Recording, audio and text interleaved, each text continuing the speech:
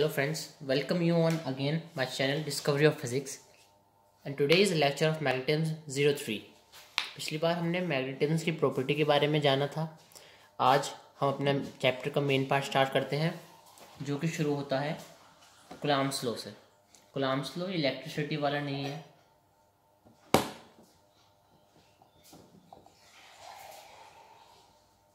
ये है Coulomb's law of magnetic, Coulomb's law of magnetic force.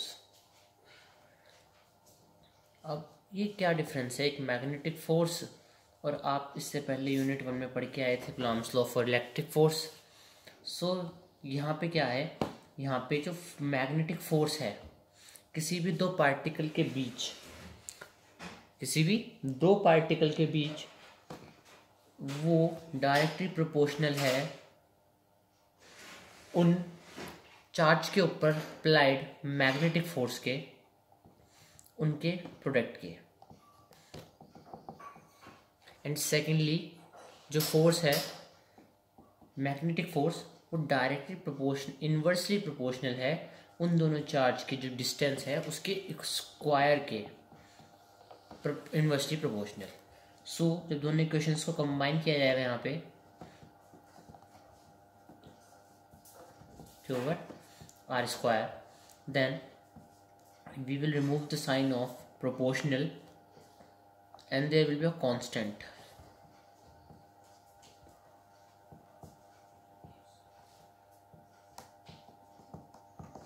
And what is the value of constant here? The constant is mu over 4 pi. Okay, and here Qm1 is mass of first charge and Qm2 is mass, or we can say charge. It is a right term here, charge of second charge, मतलब कि amount of charge means amount of charge. So after that when we combine, so the actual formula will mu over 4 pi Qm1 Qm2 over r square. Here these are charges and this is a distance between them and this is a permittibility of magnetic field. Okay, and now what is permittibility of magnetic field?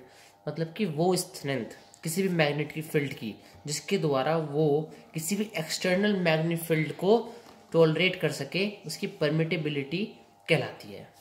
Okay, clear? सो ये है Coulomb's law of magnetic force. अब हम एक बार in terms को जान लेते हैं कि आखिर ये है क्या। ये है magnetic force,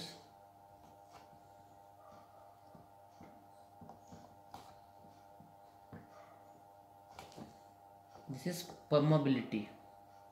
what is this? This is permeability. This is amount of charge,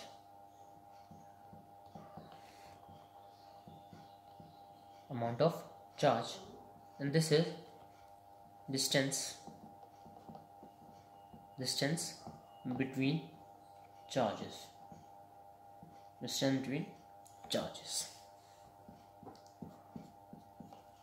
So now if we ask that what is the dependency of magnetic field, अगर बात आए डिपेंडेंसी की, डिपेंडेंसी of magnetic force,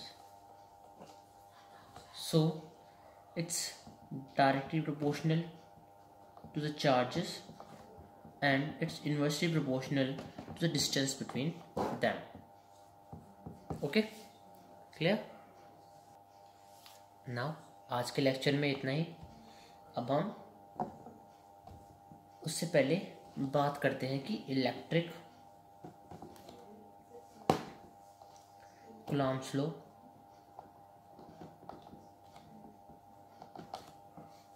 और magnetic Coulomb's law.